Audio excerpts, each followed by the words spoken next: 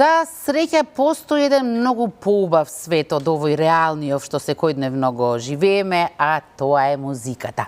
Денес овде на гости имаме професорка по виолина и професорка по пијано. Добро ви утро на двете. Ја видов предходно едната гостинка си го носеше својот музички инструмент виолина. Вие, професорка, пијаното не го донесовте со вас? Јас си го носам ментално. И во душата, и во срцето. Сузе, ова е твојот свет. Ќе си имате сигурно убав разговор, но со него одиме по рекламите. Точно. И како што кажа Искра пред малку, имаме едни многу поубави теми, а музиката е тема која што е секогаш за наш неисцрпна инспирација, особено за нашите гостинки на кои музиката не им е само професија, таа им е љубов и им е живот. Добро утро. Добро за утро. двете дами од Пијано Форте, Виолета Стефановска-Шуковиќ, професор по пијано и косопственик во ова музичко училиште кој 24 години постои кај нас во нашава земја, и за незината колешка и моја се разбира, Тереза Крцовска, професор по виолина, камерна музика и ран музички развој. Драго ми е што сте пијано реков, можеби и пијано кажав, виолина кажав, но многу нешта што ја обединуваат музиката. Вики ќе проговориме како и за тоа како беше оној храб потек пред 24 години, дали се сеќаваш, дали беше скептична на почетокот, бидејќи знам дека напушти златна државна работа, како што се вели на нашите простори, излезе од музичкото училиште, каде си имаше убава професија, си имаше класа на ученици, меѓутоа одлучи да направиш еден голем исчекор и да оформиш нешто што никој претходно на нашите простори не го направи. Така. Па, доста храбро јас влегов во целата приказна. Се сеќавам, мајка ми реагираше бурно, значи како ќе оставиш државна работа и ќе навлезеш во тие води, тоа беше во 2000 година. Меѓутоа јас имав визија што сакам да постигнам, што не ми се допадна, да речам, во системот во кој што првите искуства работни ги добив, што можам да поправам и што можам ново, значи, да донесам како методологија, како педагошки пристап, и почнав со мал број на ученици, но тоа со текот на времето, значи, си одеше во нагорна линија, постојано се обучував. 2010 година се споивме со колешката Марина Чадо, значи бевме истомисленици, сакавме нешто убаво да искреираме, да направиме, и еве не сега веќе 24 години постоиме како училиште. Голем број на ученици имаме, значи имаме веќе нешто околу 200 ученици, така што си ја сакаме работата со голем ентузијазам, со љубов работиме, и мислам дека тоа е нешто што ни носи успех. Секоја чест, навистина. Тереза, професор по виолина, веќе 10 години, една цела деценија заокружи во ова основно училиште, така нели помина брзо овие години? Па да, помина. Како да речам, како еден живот, ама убав. Го знам училиштето, што од почетоците јас се знам и со Вики и со Марина, нели, што од многу поодамна. Во времето кога се отвори Пијано Форте, имав јас некоја сосема друга работа, општо музичко предавав со мали деца од градинка, од прво одделение. И секој пат кога некој ќе пројавеше интерес за пијано, јас без никакво размислување ги препорачуваше таму. Ке Вики, Пијано Форте. Така што можеби кога некој смета дека тоа било храбро, јас од страна го имав ставот дека па да, супер, тоа е тоа. Така треба да биде, со комплетна доверба. Многу сум горда, многу сум среќна што еве денес сум дел од тој тим. Да. Има ли интерес голем за твојот инструмент, за виолината? Голем е релативна работа. Можеби не толку во квантитет, во број на ученици, но многу е голема љубовта и страста на тие ученици што одбираат да свират виолина, на вистина многу сакаат. И тоа им станува дел од животот, едно животно хоби со кој продолжуваат да се занимаваат, и кога ќе дипломираат, мислам, веќе ги следиме ние сите тие деца некогашни, а сега веќе возрастни луѓе свираат и многу сакаат. И сакаат да ги има повеќе на број, секако. Да се надеваме со истата љубов. И солидна бројка имаме, меѓутоа пијаното е секогаш некако популарен инструмент. на Посигурна нашите опција, простори. што би се рекло, да. Иако пијаното, како што рече Искра пред малку, не можеш да го понесеш со себе, Така е. а Тереза си го носи, си ја носи со себе виолината и тоа е навистина една огромна предност. Тики ако фрлиме поглед на назад, пред 24 години во времето кога поинакви беа нештата, музиката се изучува на предметот музичко образование. Сметаш ли дека тогаш или сега е помалку или повеќе застапена? Променете ли се нештата, бидејќи јас од она што имам представа, имам сигурни информации дека до 9 оделение, ако не и до средно, само 1 час во неделата се изучува музичко. Да, на жалост, мислам дека тој предмет се сведе на чиста теорија. Колку да помине? Значи, колку да помине. Децата не се занимаваат со музика, кога велиме занимавање со музика, мислиме на свирење на инструмент. Во старите Дори се и времења... неписмени музички не читаат ноти. Едно Не. на 20 деца може да се снајде и да чита. Да, значи се занимаваат со непотребни податоци, историски податоци, кога некој композитор се родил или што Небитна напишал, работа, меѓутоа не ги слушнале делата и не се занимаваат, значи, практично во општообразовните училишта, практично со инструментот. Тука сме ние, значи, да пополниме таа празнина. Многу општествено работиме, волонтираме, одиме во училишта. Сакаме секое дете да фати инструмент, значи да свири на инструмент. Големи акции правиме секогаш, значи во основните училишта. Одиме со виолини, со гитари, тоа, значи, волонтерски го правиме, да создадеме, да ги поттикнеме децата да свират, да сакаат, затоа што сметаме дека е исклучително важно за развојот на децата да свират на инструмент. Да. Тоа е нешто што ги учи за животот.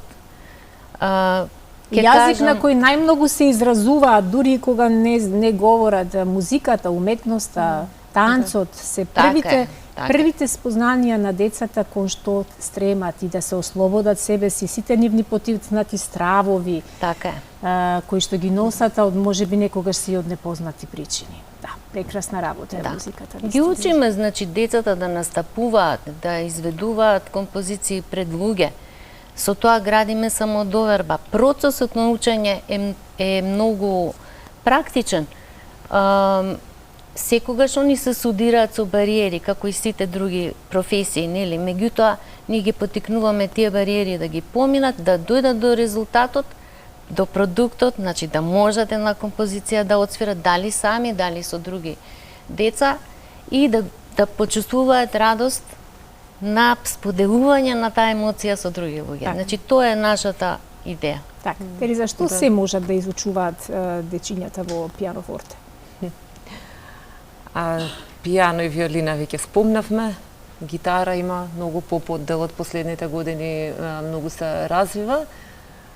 Флейта, има и инструменти некои што стојат така на располагање ако некој пројави желба, веднаш нели имаме колеги со кои веќе имаме убаво искуство, но доминираат овие инструменти и секако тука да не го заборавиме раниот музички развој кој се базира на орфови инструменти или доколку се класичните инструменти во прашање, тогаш е некоја помала варијанта, некоја микровиолина, некоја ќе можат да пробаат малку и да посвират.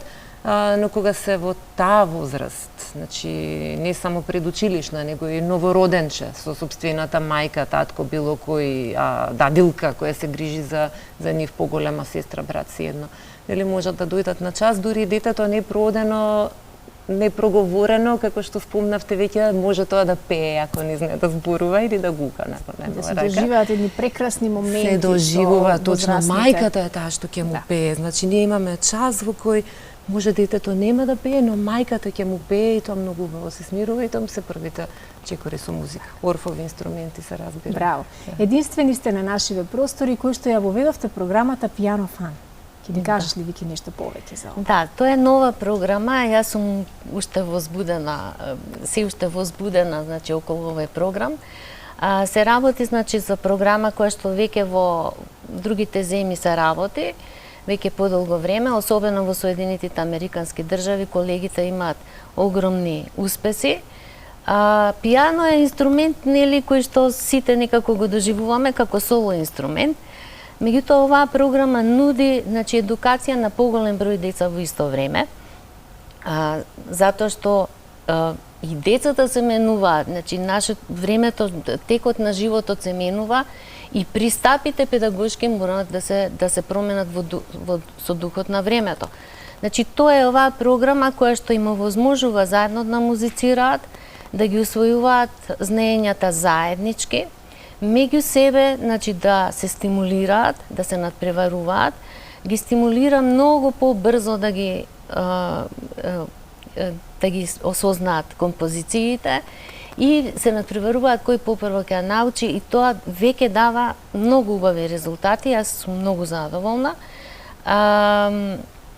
Ние веќе успеавме, значи септември почнавме со оваа програма, успеавме во октомври веќе да имаме есенски концерти, есенските класни концерти, а еве веќе следната недела во сабота, значи оваа недела во сабота, во музеот на македонската борба имаме 6 целочасовни концерти, значи 6 сати музика подготвивме.